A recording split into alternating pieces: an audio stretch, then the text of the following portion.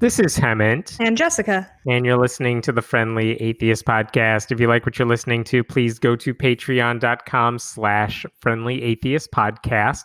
Hello to you. How are you? Hey, I'm good. I'm not bad. It's the afternoon. There's sun. Yes. Considering And- there's a raging global pandemic, I'm not bad. Did you watch the DNC? Did you watch it this week? Were you obsessed with it or tuning in and out? Yeah, no, I watched some highlights. I just really didn't have it in me to sit and watch it. And also, I'm trying to accept that like the DNC is not for me personally. It's not for people who are already committed to voting for Biden. It is for people who are on the fence and centrist Republicans and yada yada yada. So, yeah, I watched Kamala's speech. I watched Barack and Michelle's speeches and Joe Biden's. They were all great. I didn't mind that there was no crowd. Yeah. I liked the way they did it. So I've been obsessively watching all the conventions forever. Yeah. And so I like the new format. Like they should just keep it without a crowd forever. Yeah. Because the speeches didn't drag on. They had, like you said, they are aimed at not progressives in the Democratic Party. Mm-hmm. And so part of that is like, as soon as you realize that's true, then it's so like the fourth night, all the Biden stuff last night was so heavy on religion. Mm-hmm. It's like, well, they're not talking to me, so I don't care. Like, fine. If any of that, if John Kasich gets people to get some Republicans to vote for Biden, then you know what? I'm okay with them giving him time and not AOC because AOC's supporters are already voting for Biden if they're wise and smart about progressive policies. Yeah, and I get why people kind of had their hackles up about Kasich speaking because he's pretty famously anti-choice, but right. Really at this point, the enemy of my enemy is my friend. I would never vote for Kasich, but use his endorsement, get the votes, then cut him out and just ignore all those people. I'm a little stoked for the RNC just because I know that that St. Louis couple who pulled guns on people in their street are going to speak, and I just want to know what they have to say. I have a wild guess as to what all of those people are going to say, and none of it's very good. It'll be weird to see a week that's based on Joe Biden's biggest quality is he's a decent human. Right. Versus you can't say any of those things about Trump, which means the only thing they're relying on is fear and overhyping. They'll take away everything, your guns, they'll take away your economy and your job. It's like no one has a job right now. Yeah, to be fair, they've been doing that for 30 years and continue to bang that same drum. And sometimes they scare people, sometimes they don't. Right. But I enjoyed it as far as conventions go, and I don't know, there were parts of it where I'm just like, wow, they the roll call where they had all the different states, and it's like, that was adorable. Matthew Shepard's parents, the stuttering kid who was struggling with that. They had some moments where I'm like, there's no comparison. You can't do that with the Republican Party. No. What are you going to have? The little kid that Donald Trump helped one day when he didn't have anything to gain from it personally? Yeah, and come on. His only black supporter just died, so we're just gonna be looking at a sea of white people from rural parts of their state. Now, I feel like I wanted to scream at people on Twitter, yeah, I know it's religious. Yes, I know they have the Republicans there. It's not about you. And stop trying to pretend well, they're not reaching out to me personally. Yeah, man, this isn't the year to be dealing with purity tests on people. Yeah. I get it. I get that Joe Biden's not most people's first choice, but 4 more years under Trump, and 3 more Supreme Court justices that he could appoint because they're in their late 80s. Yeah. You know what I mean? It's not about Biden. It's about the 3 gajillion people he has to appoint, and they could be smart and know what they're doing, or they could be Trump's friends who benefit from it. It's not a hard choice. It's not. And you don't have to love him. You like, get over it. It's not everything is about you. I don't get the selfishness and the privilege of some people. Well, some people just don't have a lot on the line. And I mean, that's just the reality of it.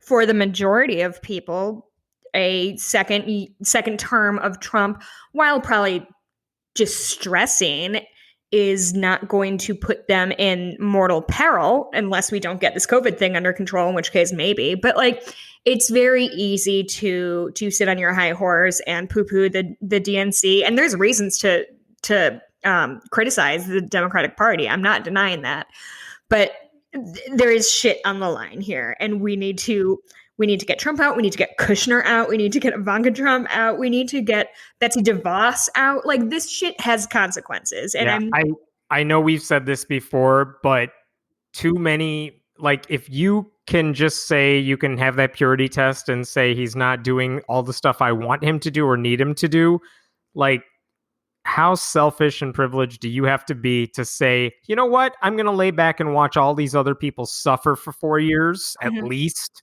and then some, because I don't get everything I want. Like, God, how do you live your life that way? I don't understand it for a second.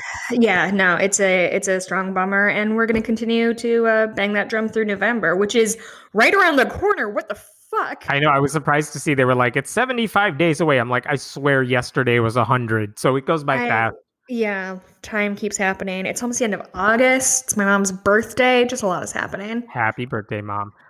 Let's talk. Okay, here's a surprising thing that Evangelist Franklin Graham said.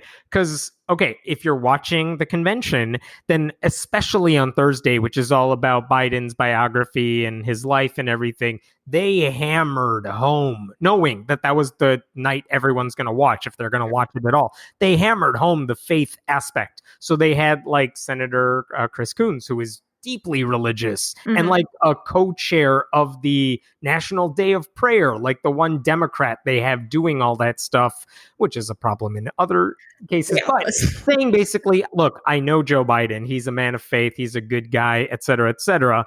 They had how many prayers and invocations and benedictions before and after the events. They had all these people talking about religion. Here's what Evangelist Franklin Graham wrote about the event. And I want to point out, he posted this on Facebook, him or his minions posted this on Facebook as the convention is happening, which means there is a good chance he posted this while people were talking about God during the convention.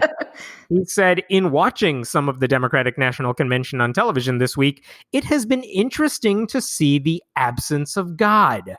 I don't believe America's finest hours will be in front of us if we take God out of government and public life, blah, blah, blah. It's like, what the hell were you watching that you missed all of it for 4 nights straight? Like, either there are only 2 options here for me. Either he's lying, which obviously, or 2, he was so old and senile, he watched the wrong channel for 4 straight nights and no one had the heart to tell him. Can I offer option number 3? What's option 3? Is that he had that tweet queued up and ready to go before the convention started.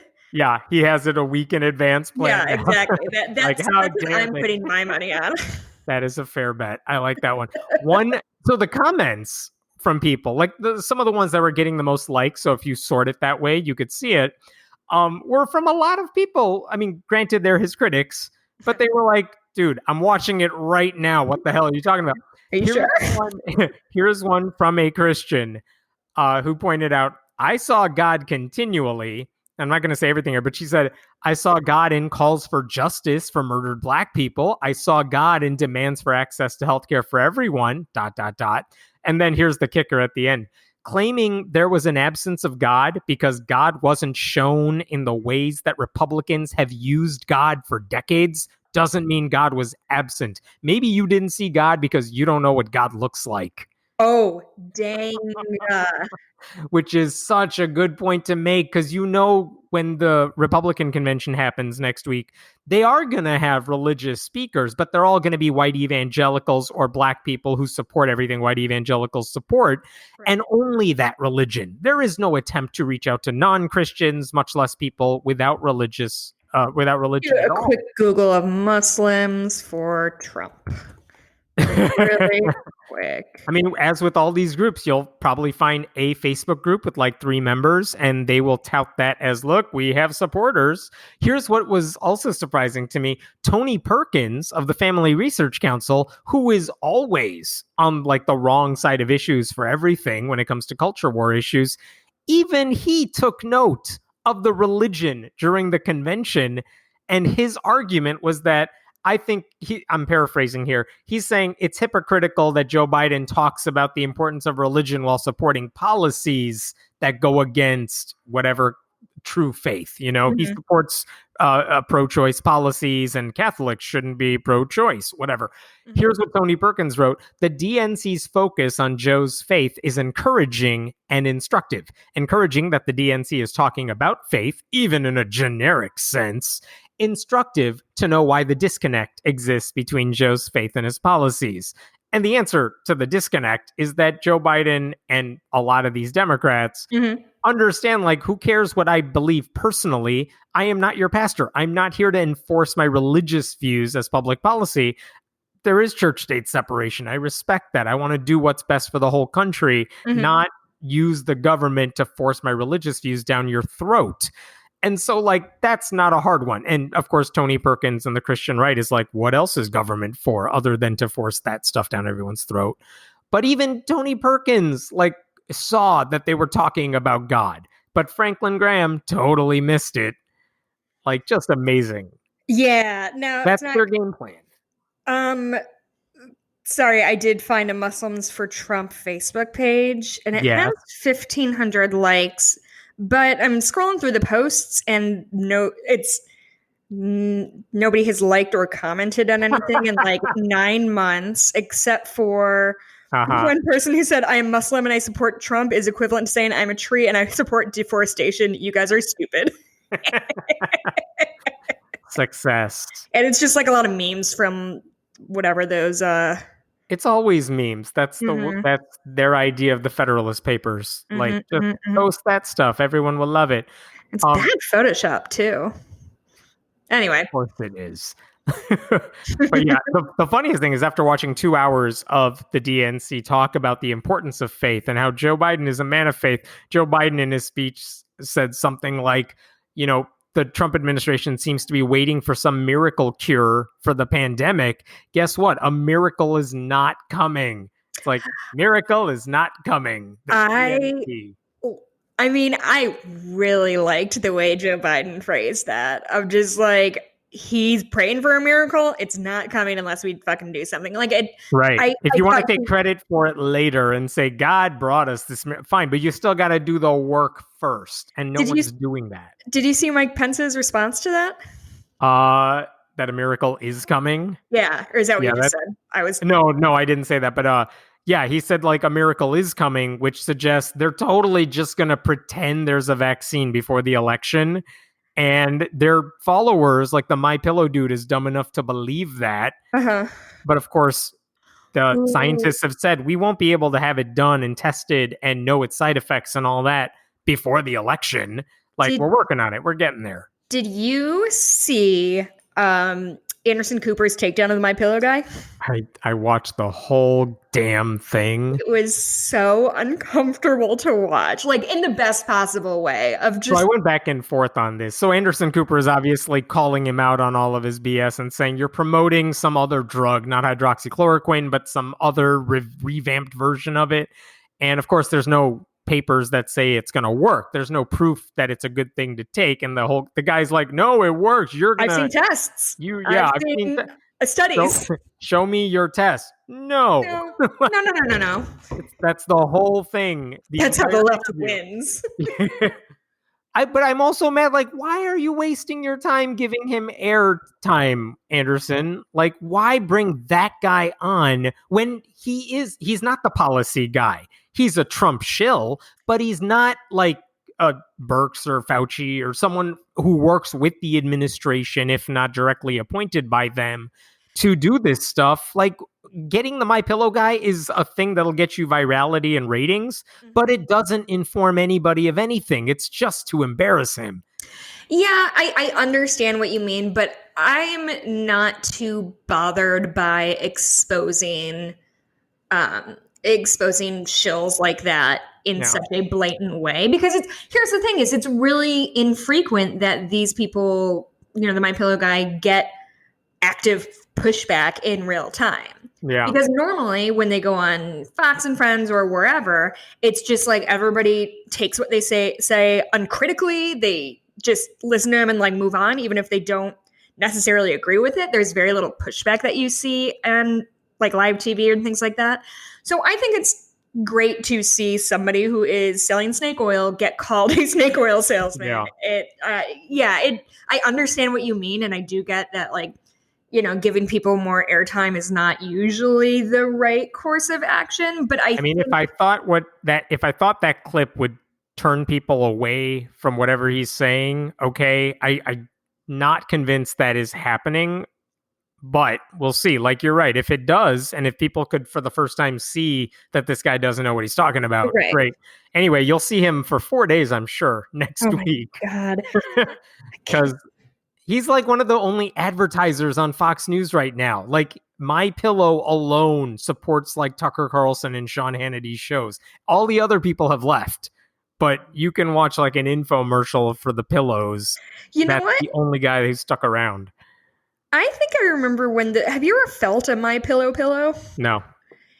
If I remember right, I think I found one in like Bed Bath & Beyond in like the early aughts. And I think it just feels like a bunch of like, like a bunch of pine cones inside. It's like a bunch of individual like foamy things that make noise when they move. Yeah. It's a terrible pillow. But at least it's $70. Oh, good. I'm on his website, and it is atrocious. Oh, God. I don't even want to know. It's an assault. It's I have some good news this week. Great. That I was not expecting. I didn't even have it on my radar, but it's exciting. Florida held its primaries on Tuesday for state office in Congress.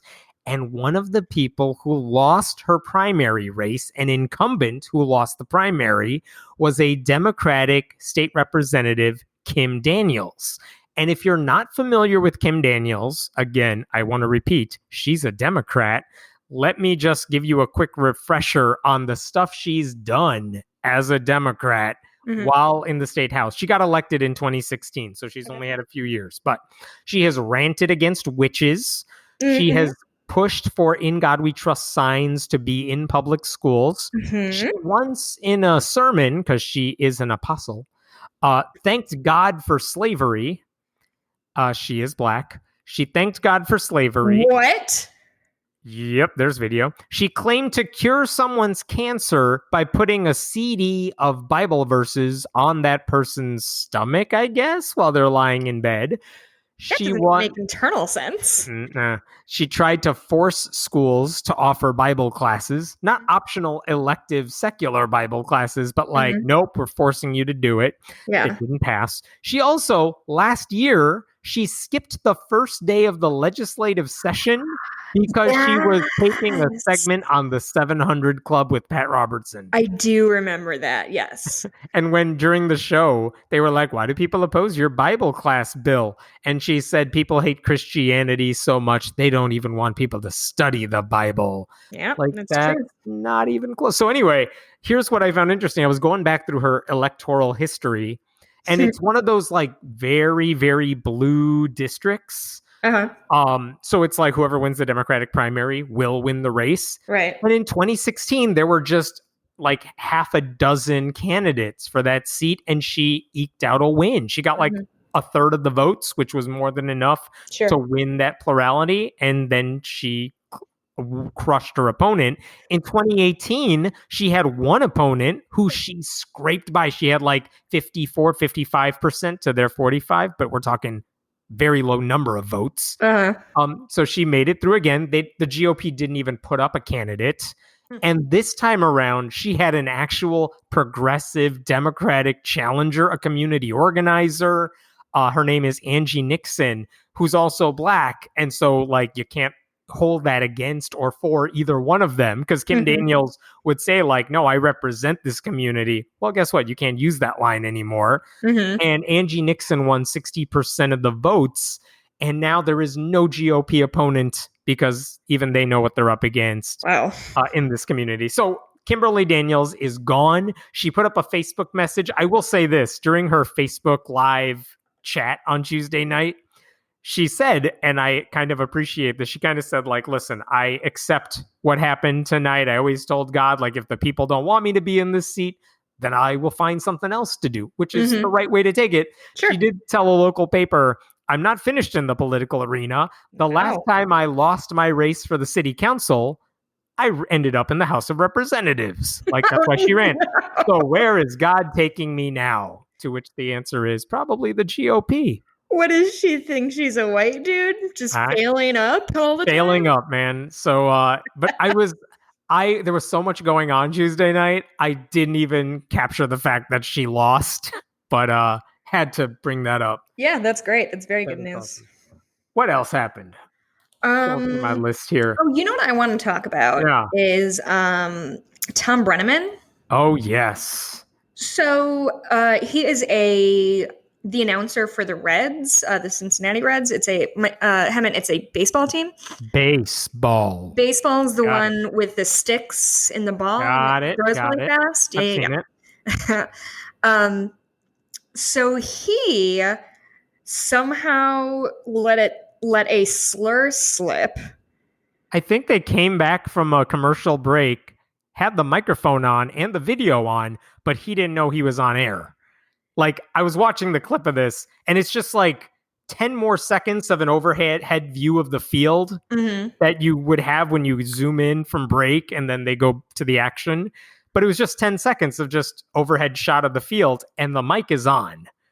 Yeah, and what was his... I don't know what he was referencing, but he said something like, well, we're in the FAG capital of something. And it's like, what are you even talking about? Yeah, and no one commented. Like, it was just him saying that. It was a doubleheader against Kansas City, which I don't think is necessarily known to be a particularly high population of gay people. Whoops. I have no idea what it was in reference to. I don't think any of the people knew, because we just saw that out of context, like 20-second clip that people were passing around one night. And almost immediately, I think, like, what was weird is he said that thing. There was a long pause, which I wish the camera was on him, because I want to see the reaction when he's like, oh, the microphone is on. Yeah. But then at some point, like a half inning later or an inning later, he just dives into an apology. I don't know what happened behind the scenes. Yeah. So the wild thing that happened was that he did the apology during an at-bat. And I guess apparently the guy had 3 balls against him. I wasn't watching this game. I heard the second hand. He had 3 balls against him. Traditionally, if you're a batter and you have 3 balls against you, you're not going to swing at the 4th pitch and hope to draw a walk. And so that's when he jumped in and started doing his apology, just because he felt it, and it makes sense. Nothing important is happening on the field. Right. But midway through his apology, Nick Castellanos hit a home run. So basically saying, I don't know if I'm going to be putting on this headset again. I don't know if it'll be for the Reds. And this one is gone. I don't know if it's going to be for my bosses at Fox. Like, that's what happened, right? He had three balls, and then he started apologizing. The Reds announcer.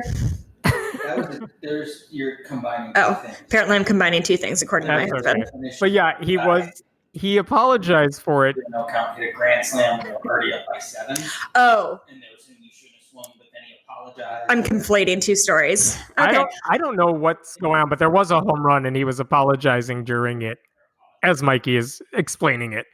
But I would say, like, as he's apologizing for this and as he's saying all that, one of the things he said in there, which the New York Times did not mention in their article about it, is he said, like, this doesn't represent who I am. I made a terrible mistake. And he said something like, I'm a man of faith, which is a weird thing to say, because I only hear that sort of thing from people who claim to be people of faith. Yeah, I also I think maybe that's not who I am, I don't use language like that or whatever, to me is in a sea of disingenuous apologies. To me, that's the worst because, like, sir, that's provable. You absolutely do use that language. That's what you were saying when you thought no one was listening. Yeah, and like I don't know, man. Like I've talked to a few friends like this of people who like, oh, they say they accidentally use the N-word or the F-word or whatever. And it's like, you don't accidentally say that unless you frequently use it when nobody else is around. Because like,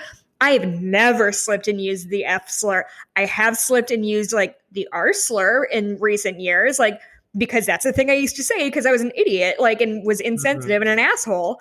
But like, I would never accidentally call somebody F slur. That's just not a thing that's not in your vocabulary anymore. So why would it come out? The idea of like, oh, I don't know what happened. I was possessed by a homophobic demon or whatever. Like, man, I don't know.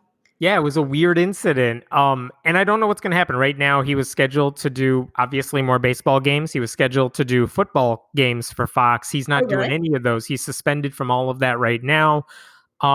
But yeah, again, I don't even know how you apologize to the point where you could redeem yourself because, like you said, if this is clearly just stuff he says anyway, that's a weird thing to. What are you apologizing for? It didn't just slip out.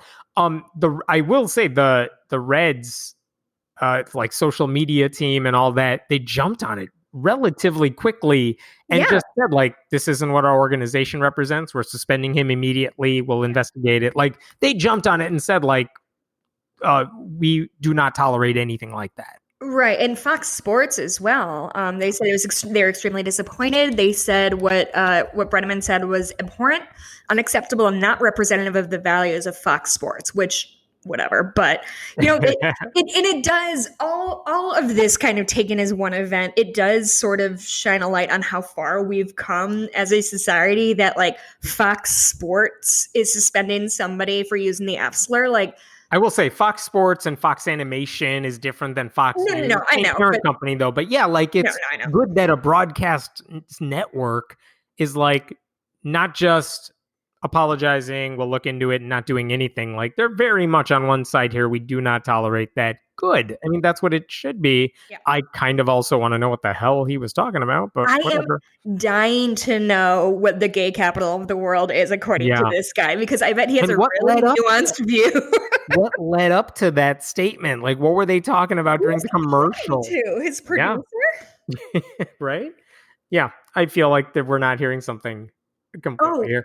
Speaking of which, where is this story? So recently, we've seen a lot of stories about what we have all dubbed Karens freaking out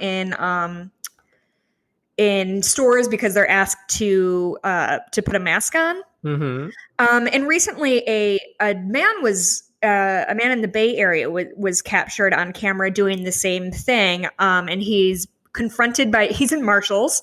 In Campbell, I don't know where that is, around San Francisco. His name is Tim Gaskin. He was captured by a couple employees who he called one the F slur. He, I think, yelled at somebody for being Mexican or something. He called them dumb repeatedly. That's how you don't know the law. That's how stupid you are. Talking about putting on a mask in the store. Talking about putting on a mask. They told him to do it. He flips out. Yeah. And so he's throwing the F slur around. He's being like a real asshole. And then at one point he starts to unzip his pants like he's going to pull his dick out. As one does. As one does when they're confronted to... Anyway. So that's all it is what it is. We've seen similar stories a few different times.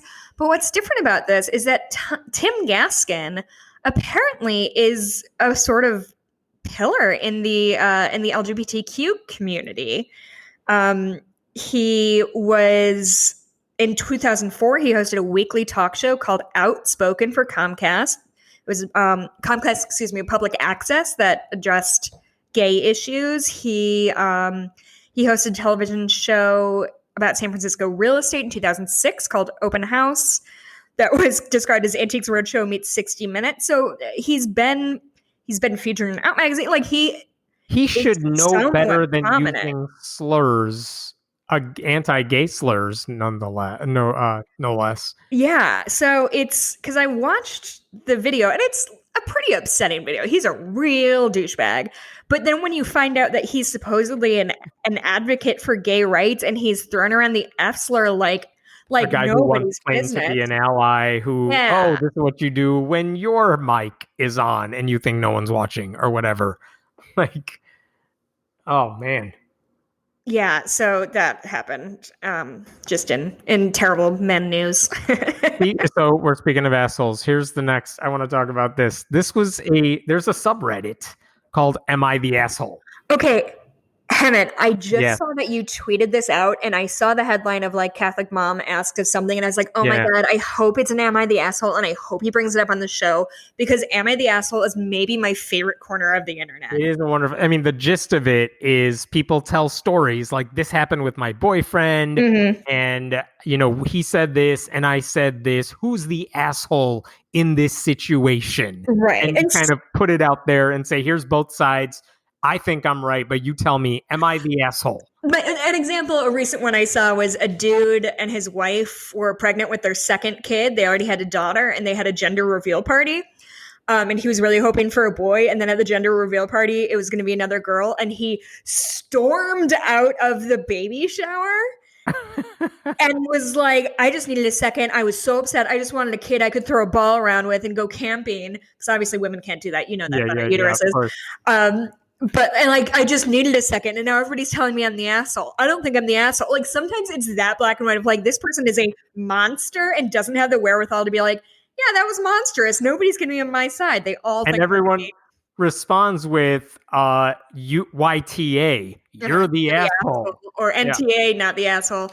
There's also a that's on Reddit. There's also on Twitter, Am I the Asshole that I follow, and I've lost hours to the. I literally have stories. I have a text thread dedicated to sharing these stories with my friends. Like it's a weirdly big part of my life. Anyway, I'm very enjoyable. Yeah. So the mother, this Catholic mother, writes in to Am I the Asshole? And here is it's a long story. I'll give you the gist of it. Basically, she is a Catholic mom. She goes to church every Sunday. She has a 16-year-old son. The son is an atheist. He's been an atheist for like 2 years, and she is okay with that. She says, that's fine. I love him. And now I'm quoting. But because we are a Catholic family that goes to church and believes in God, she told him, quote, every Sunday he doesn't attend, I would disable his internet access for the day, and he was to read a book called The Case for Christ by Lee Strobel. Because that is what we do as a family, and if he doesn't want to participate, then he shouldn't expect free reign of the internet. She went on to say that this past weekend, her son found a workaround. She turned off whatever the switch is at their house, turned off the internet. Her son finds a way around it, so he is using the internet. And later on, they got into a fight about this, and the son says that if she keeps doing that, he will, quote, sever all contact when he moves out, not invite us to his graduation or wedding, never allow his kids near us, and throw us in a nursing home until we die, our choice. And she said to him, he's 16 again. She says to him, if you want to cut me off, then fine. No college funding for you. No computer engineering degree for him. So she asked Reddit, am I the asshole? Oh, the responses to this mother's action. My favorite response. You're the asshole. He will find another way to pay for college. You won't find another way to replace your child. Yeah. And then, by the way, Lee Strobel is a complete hack, and that book is not legitimate scholarship. Another response. I'm glad your son plans on cutting you out of his life, and I don't blame him at all. Another response from a practicing Catholic. You are what gives us a bad name. You're a controlling, ignorant fanatic who's more concerned with perception than reality. Yes. Jesus wept. YTA. Another person. YTA and a psychopath of a parent. He's old enough to choose what he believes. And my another one, YTA, this is why religion gets a bad rap. You really think punishing him is going to get him to wake up one day and say, oh, this Catholic thing is pretty cool? Oh my my God. God. I don't know. I wish when I was 16, I had the wherewithal to threaten my parents with going to a substandard nursing home. I know. I'm going to see them this weekend. I'll try that one out. Yeah, give it a shot, see how it goes. But I have a happy ending for you here. Okay. One is I tried to reach out to this mother to see if she would respond, because it turns out she had a change of heart. And I wanted to get to the bottom of it. She did not respond to me, but she did add an edit to her original posting. Okay. And the edit says she read through a lot of what people were saying, and she writes, after doing so, I've begun to question everything, my faith, family, and how I go about things, and now I feel quite terrible for all that I have done. Okay, that's a weird thing to do within the span of 48 hours. Now you're questioning your faith, like no one was even going after you for that. So I don't know how much of that I believe, and I don't know what action she is taking to remedy this if she feels differently. But on the off chance she actually did read it and did change her mind about this stuff, great. I want more. She hasn't said anything else. Yeah, that is the problem with the Am I the Assholes. It's like they do a lot of world building and you get very invested in these people's lives and then you just never hear what happens next. Yeah.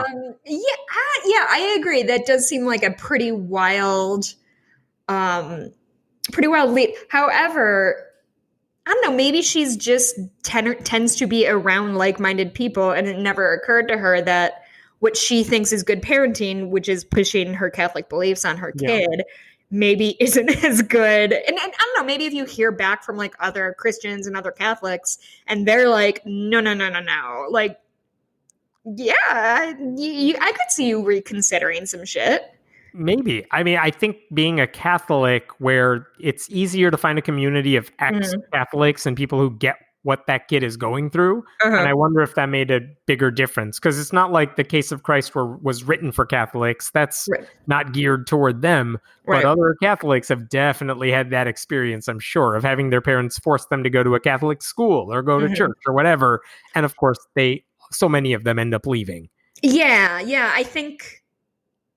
I think that's probably a rude way. I bet she thought it was just empty threats of I'm going to cut you out of my life, and she thinks he'll come to his senses. But I think in 2020 versus 20, 30 years ago, people do not have, I think, the same obligations to keep toxic family members in their life. Like we've kind of learned collectively that just because somebody is related to you or married into your family does not mean you owe them affection or companionship or anything. And I think a lot of parents don't realize that, or, a lot of boomers and maybe even older Gen Xers don't quite grasp onto that. But that demographic shift and how many people are just pushing back. Yeah, I've gotten in huge fights with family members because I told them, like, if I found out my dad was a horrible racist who voted for Trump, I don't think I'd remain in contact with him. And they were fucking appalled. Did I mention I'm not especially popular on that side of my family? Anyway. I had another piece of actual good news. Oh, okay. I'm going to give you a backstory here. I was going through, there's an organization, the Center for Freethought Equality. They do it's an arm of the American Humanist Association. They do endorsements for candidates and a lot of political stuff that a regular nonprofit can't do. Good people. They recently released a public scorecard. They do this thing where we're going to grade all the House members of the Senate on a variety of our bills, and they were releasing it, and I was getting ready to post something about it. And there were 13 members of the House that got a perfect score. And I was looking through the list and I'm like, oh, that's interesting. 12 of the members who got a perfect score are members of the Congressional Freethought Caucus, which doesn't surprise me. They're really good on church-state separation issues and religious freedom issues and stuff like that. I'm like, who the hell is the 13th that somehow made the list, right? And it was Representative Rashida Tlaib of Michigan, who is a member of the quote-unquote squad, a friend of Alexandria Ocasio-Cortez, someone who is routinely labeled as an extremist, even though she's totally not.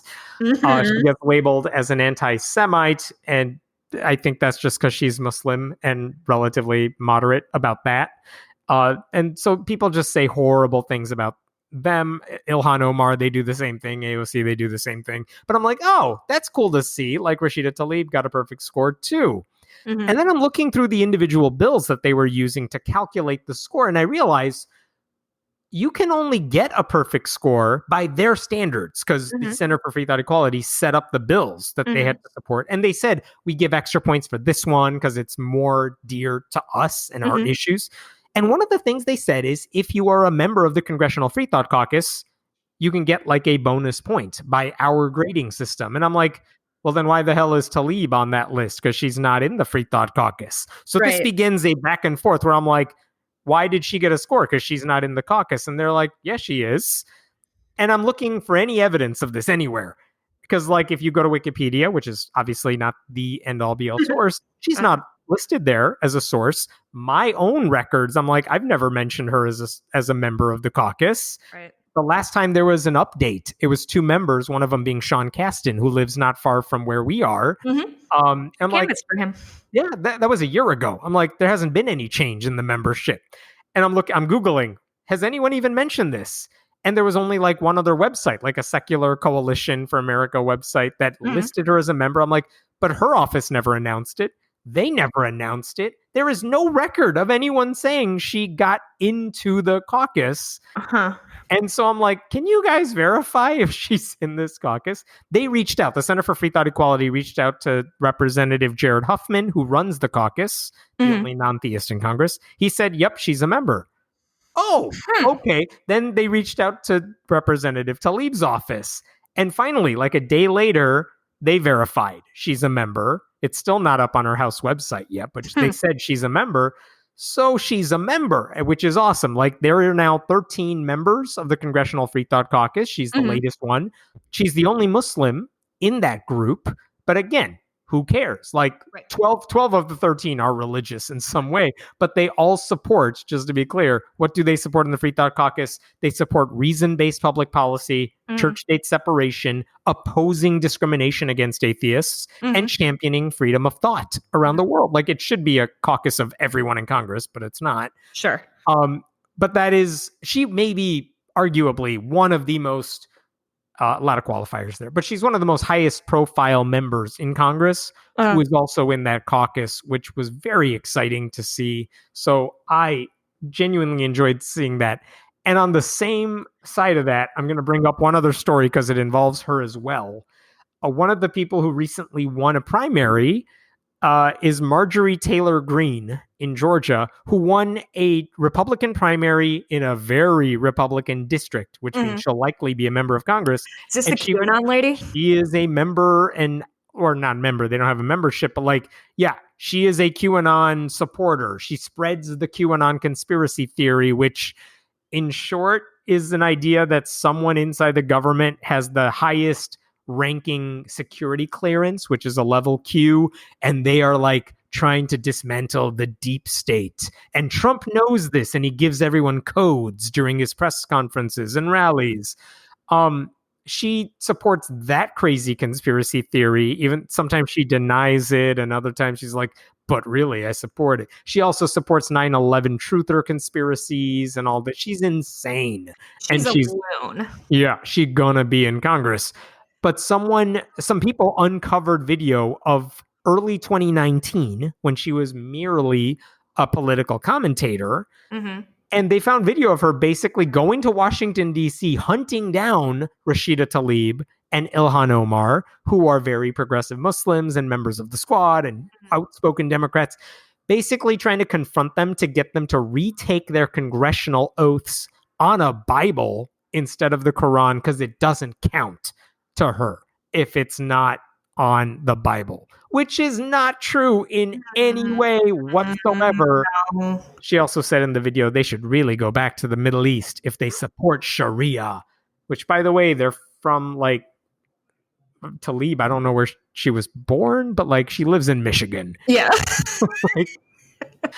like that sort of dumb stuff. That is scary. Yeah. Not great for us as a collective, I'd say. Like, you don't have to swear an oath on the Bible. Kirsten Sinema, one of the unaffiliated members of Congress in the Senate, she swore an oath on like law books and the Constitution. People use different books all the time. I think we had a story earlier this year. Someone swore in on a Dr. Seuss book in her local government because that's her kid's favorite book. Like, you're just supposed to swear in on something that has meaning to you. And you may recall that when Roy Moore, the alleged pedophile, was running, he had a spokesperson who went on CNN with Jake Tapper. And he was like, you have to swear an oath on the Bible. And Tapper's like, no, you don't. You don't have to swear an oath on the Bible. And that guy just had his jaw drop. Like, you can see his soul depart from his body. It was glorious. Amazing. What book do you think you would swear on? Oh man, that's a good question. I don't think it would be like a straight up atheist book or anything. No, me neither. Like 5 years ago, I probably would have said. Makes sense. Constitution does make sense. Maybe 10 years ago, 5 years ago, it would have said one of the Harry Potter books, but that's not sort of the vibe I'm going for anymore. What's a book that references this is what I'm fighting for, this is what I support, and if you want to make any headlines from it, do something more interesting. But plenty of lawmakers do it on any number of different books. Even the famous, I think Obama did one of his oaths on like the original Jefferson Bible, which had like the miracles cut out. Ooh, the Jefferson Bible is good. I do have an affection for the Jefferson Bible. You know what? I just finished this week Aristotle and Dante Discover the Secrets of the Universe, which is like a really sweet YA queer romance. Okay. And I, at this point in my life, and now I'm reading a book about the Radium Girls, which is about... No. This is about the Radium Girls were these women who worked in factories in the 19-teens and 20s, and they painted radium onto watch faces so they glowed in the dark. Oh. And so they were just constantly exposed to radium, and they were told to like use their lips to make the brushes pointier. So these women were just ingesting radium, and it is upsetting. That's a novel or that's a true one? No, it's a true story. Oh, okay. The Radium Girls. It's very good. I've been reading a book for the first time in forever. I'm trying to find it right here. Tana French, Faithful Place. I've gotten recommended by so many people. It's like a murder mystery novel sort of thing. Okay, what's the name? And she has a whole series, but like, it's good. I'm into it. It's something different. What's it called? Faithful Place, which is in the middle of the series, but the books are disjoint. You could read them all in any order. But it's been good so far. It's been interesting. Let me bring up. Okay, this is amusing to see because I was surprised to see it. There is a group of about 2,500 Christians, evangelical Christians, who have signed a statement that basically urges crazy Christians to listen to science when it comes to COVID. And so this statement comes from a group called BioLogos, which is actually founded by Dr. Francis Collins, who now runs the National Institutes of Health. He is famously evangelical Christian and like one of the top scientists in the country. He has nothing to do with the statement, but his organization basically says it makes 5 recommendations to other Christians. Okay.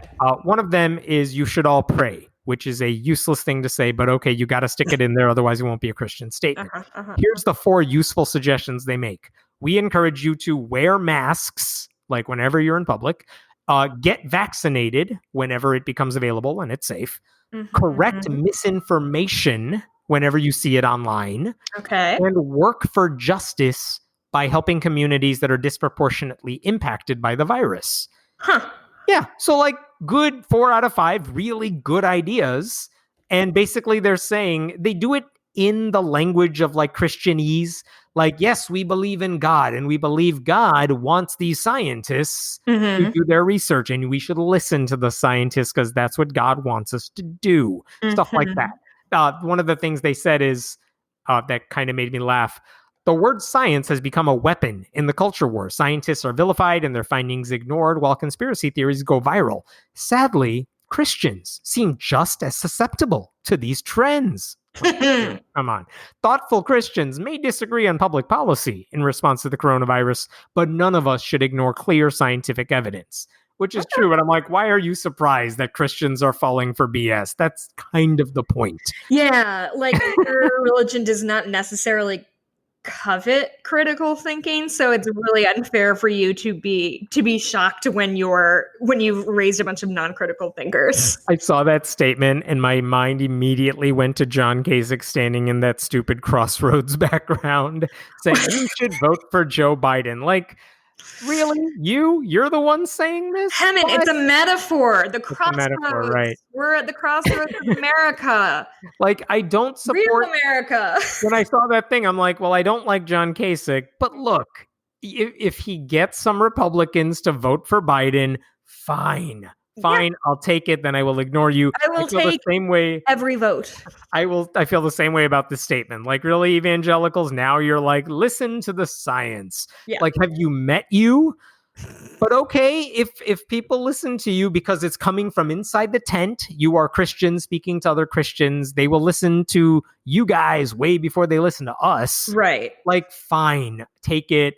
I'm happy with it. But I feel like they should have at least acknowledged the fact that part of the reason we're even in this mess is because white evangelicals have actively opposed scientific policies forever. And I was looking through the list of like the main signatories because there's like the petition everyone can sign that any person can sign. And then there's the list of like, yeah, but we got like 20 really special people and we're going to highlight them here, which is normal. Like everyone does that when you put out a statement like this.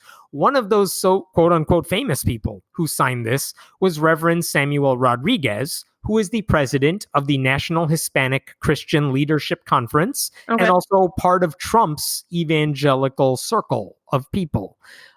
Like he's the Latino outreach for the Trump administration. You know what I mean? And this guy signs this statement because he, like on issues of immigration, he's actually been pretty decent about like what Trump is doing is wrong. We need to have legal immigration. Fine. But he signed this, but I was looking through his past stuff. He put out a statement saying singing in church without masks should be permitted, which is stupid. He also was on a podcast with another guy who said Satan went ballistic and that's why we have the pandemic, to which Rodriguez responds, I agree. Like, dude, Satan didn't cause this. And he wrote an article, Rodriguez wrote an article in May when the pandemic is still raging, saying churches should reopen because the government shouldn't be allowed to keep them closed. Like, did that guy did he suddenly like find Jesus and accept science? Because that would be news to me. Right. He hasn't done it yet. And I don't know when he's going to apologize for spreading misinformation since he's been doing that repeatedly. And also it's stupid to tell other Christians, listen, we need you to listen to science and accept science on this stuff. Not because it's science, but because the people who are studying it are experts in the matter. They know what they're talking about. But like Ken Ham will tell you, I respect science. I accept science. Like he says that it's not true. Yeah, unless science says something that he disagrees with. Yeah, which flat earthers are like, we like science. Science is on our side. We did science. That's why the earth is flat. We're so good at science. Like all these people will tell you they support. No one says I reject science. Anti-vaxxers don't say I reject vaccines. I just want them on a timely schedule. Like they always have those caveats. So you can't just say, listen to science, accept science. You have to acknowledge here's where we're going wrong. And they didn't do any of that. So I wish this statement would work. I don't trust that it will get anywhere, but nice try, maybe. Yeah, not great. Hey, speaking of Ken Ham, wait, he's the Ark Encounter guy, right? He is. Sometimes I get all those boys mixed up. So on Monday, this past Monday, what date is this? Yeah. The Ark Encounter announced that it's going to hold the world's largest Christian music festival in 2021. So I saw that and I'm like, this is stupid, right? They're going to have some giant concert and give everyone COVID. Is that what they're trying to do here? So I was looking at this and I was like, because they touted this as we're making a big announcement tomorrow. It'll be huge. I'm like, what the hell are you doing now? And that was the announcement. Huge concert, 40 days, 40 nights of concerts. And then they had an announcement video. And what it sounds like they're doing, by my best guess, is they're just going to have musicians stop in and out, Like you're at a Potbelly's like sandwich shop and there's someone playing the guitar, but like Sorry, everyone's eating around you. It's your best example. I don't know where live else they music. play. I don't know where they play guitar and no one's paying attention.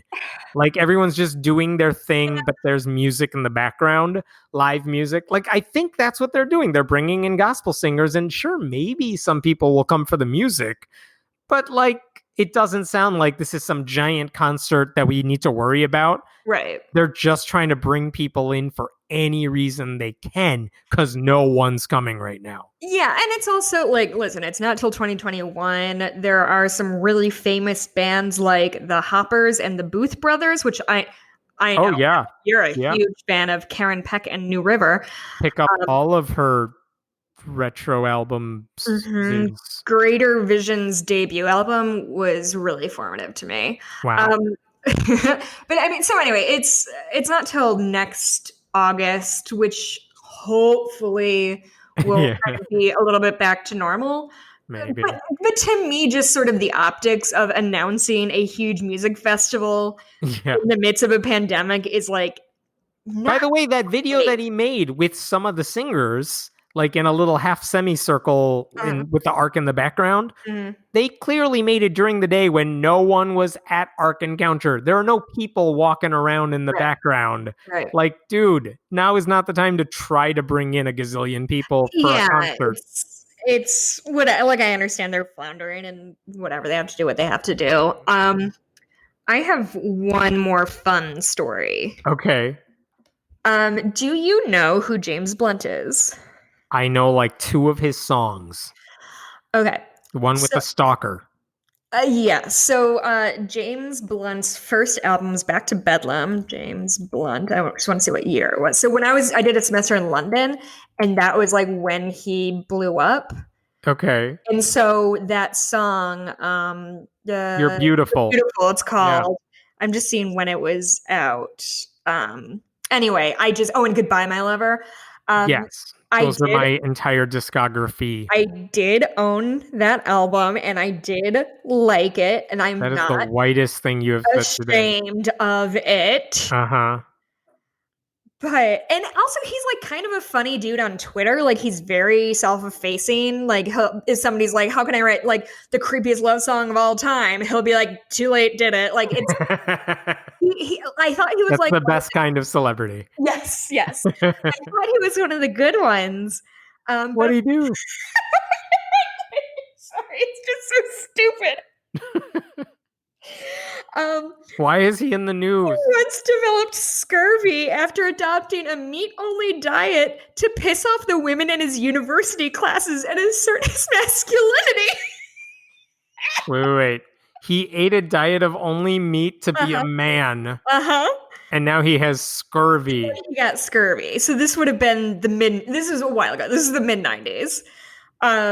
But he was studying. He's also a vet. Wait, so this story just came out now? Yeah, it was just on Jesse Ware's podcast, Table Manners. Okay. He was on it and he revealed it. So obviously it's not. So I guess he's not like capital B, capital O, bad one. Like I think he did something stupid way back when. Yes. So moral of the story, be vegetarian, I guess. He said he ate almost nothing but meat and condiments for 2 months while studying aerospace manufacturing, engineering, and sociology at the University of Bristol in the mid-90s. The eccentric diet was part of an effort to assert his masculinity, as some of his degree classes were dominated by women. Quote, on the sociology side of things, there were 170 girls and only 3 boys. All of the girls were vegetarians or vegans. So out of principle, I decided I'd become a carnivore and just lived on some chicken and maybe some mayonnaise. And it took me about 6 to 8 weeks to get very unhealthy and see a doctor who said, I think you've got the symptoms of scurvy. No wonder he had to stalk women in his songs because they wouldn't go up to him. So if anybody ever asks me what toxic masculinity is, again, it's literally this man gave himself scurvy, the thing that pirates got because they didn't have access to fucking lemons. to own the ladies. I think it's genuinely the funniest thing I've heard in quite a long time. It's brought me so much glee. Jezebel. Their headline was James Blunt developed scurvy after adopting an all-meat diet to assert his masculinity, filed under dumb men. Everything about it makes me laugh. Now, I didn't realize before, it was in the 90s and was in the before times, so he's not on my shit list. But like, oh boy, oh, is that funny to me? Like, it's kind of on par with the people who've been shooting themselves in the dick to own the libs or whatever. I have my gun on my lap. Yeah. Yeah, dude, super owned. You got me. Yeah. Can't wait for you to make that case after you're out of the hospital. Oh my God, I'm so excited about that story. It made me laugh so hard. Do you have anything else? No, I'm good. I'm not excited. I'm eager to see what the Republicans do next week during that convention. Should be a giant shit show. Oh, it's going to be a fucking mess. I cannot just like imagine the demographics of the Republican Party and like how they're all going to have to learn how to use Zoom or whatever. It's going to be. They're doing in-person live. Like the Democrats had that. Yeah, in Charlotte, I think the Democrats had that beautiful vote counting. Like, I give my delegates to Joe Biden from Alabama. They did that across the country with a lot of cameras and everyone recorded. It was cute because like everyone did their local flair, you know? They're doing that in person at the RNC. Oh, and no, that's bad. That's one example of it. But like, but here's the thing. In 2016, because again, I'm obsessed with this stuff, I watched both of them. I watched every minute of both of them. And I felt the same way. The Democrats had like Keezer Khan. They had a trans woman on stage. Mm-hmm. And it's like, oh my God, this is amazing to watch. I've never seen anything like this from a political party. And then I watched the Trump one. It's like, it's just people yelling, lock her up. It's insane. And then clearly we know how that turned out. So I'm like, it's going to be a shit show. And ultimately, will it even matter? I don't think so. But no, I mean, I don't. I maybe this is very naive of me, but I do not understand how anybody is undecided right now. Yeah.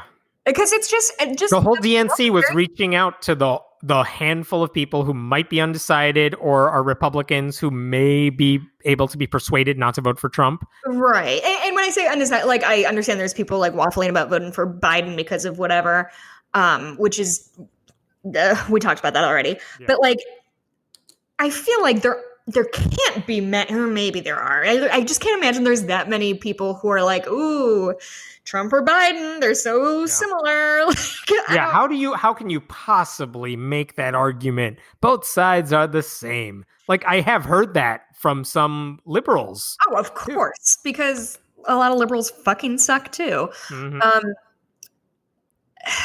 Yeah, I don't know. Like I saw a tweet, I don't remember who it was from, but some like GOP strategist was like, the Democrats would have a much harder time if COVID hadn't happened because it would have been a booming economy. And what would they say about that? And it's like, yeah, well, he's still racist. Even so, yeah, if things were different, things would be different, I guess. Yeah, yeah, very tautological argument there. Like, yeah, but it is. I mean, I don't think I remember a commercial where they didn't have to talk about policy because the entire selling point all week is, let me tell you about Joe Biden. Mm-hmm. He actually likes people. Yeah. He's decent. He's a human being. Like, that's it. That was the whole pit. They did not talk about serious policy discussions, which they have in the past, because like that's all you got to say. Yeah, it's not what this is about. It's like, can we just get decency back? And then look, we can have all the fights you want about policy among reasonable people. First in line to be pushing Joe Biden as far left as possible. I mean, Kamala Harris ran on the Green New Deal, so if that's any kind of telegraph to what his intentions are. Right. I don't know, man. It's been a real stressful couple months. It's going to be a real stressful couple more months. I don't know. It's all good. Do we have anything else? I'm good. I think I'm good. Oh, we released a special. Oh yeah, we did. A special episode. Mikey and I watched a movie called Hard Flip. It is a Christian movie about skateboarding, and it is fucking ridiculous. And we did, I want to say it was almost 2 hours, the episode we did about it. And the movie itself was like 85 minutes. So it's a lot to say Amazon about it. if you want to watch it. I cannot recommend it more highly. And then my friend Christine messaged us a couple other good Christian movies. And apparently there's one about a woman who finds Christ through horseback riding. So that's obviously my next step as a former equestrian myself. So I don't know, keep an eye out for that. The rest of them you can find on Patreon. If you want to hear more from me and my husband and some other friends, patreon.com/friendlyatheist podcast, $3 a month, and you get a bajillion extra episodes. Mm-hmm. Oh yeah, and also Cooper Duper is my other podcast. Oh, you want to hear something fun? Kyle MacLachlan, who is the lead actor in Twin Peaks. Do you know who I'm talking about? It doesn't matter. He plays Dale Cooper. He was on Sex and the City. He was in Sex and the City. And I know my random pop culture. And he was in the Flintstones movie. And when Mikey met him, he played Fred Flintstone's boss. Dear and God. We met him once at like a wine event because he owns a winery, which is where I'm at. A wine event, and he was like, "Oh, what do you want me to sign the bottle saying?" And Mikey, we'd had a little wine. Then he's like, "Anything from the Flintstones movie," and which is exactly what I'm sure he wants to hear. Yes, exactly. He had a great sense of humor about it. I really liked him. Anyway, we ordered a few bottles of his wine, and Mikey put a really nice picture of it, and he retweeted it and thanked us. Aww. So we're trying to get Pursued by Bear, which is the name of the winery, to sponsor us. We do have about 75 listeners per week, so I'm not going to be a greatly influential. They don't have to know that. They don't have to know that. They won't ask to see our records. Anyway, you can follow me on Twitter at Blueberry, BLUEBURIE. And I'm at Hemant Mehta. Yep. I think that's all we got. Can you hear my dog talking in her sleep? Not yet. She's been very noisy lately. Okay. All right. We'll see you next week. Bye. Bye.